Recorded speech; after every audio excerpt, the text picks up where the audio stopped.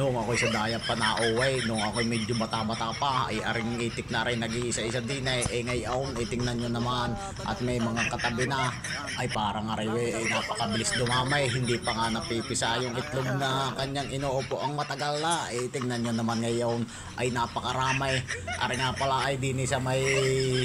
kanto ng Masapang sa may Victoria Laguna ay napakaraming itik ngayon na rin. Ay tingnan nyo naman niya, akala may kalapate ang itsura, ay tingnan mo walang hiya, ay bukang buka, akala may mandadagay, ay sino ga naman ang dadagitin mo, ay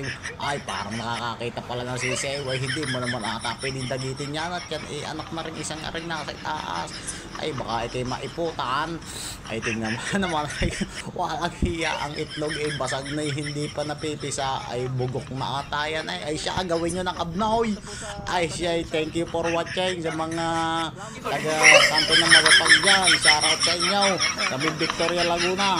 shoutout sa inyo, thank you for watching, salamat po.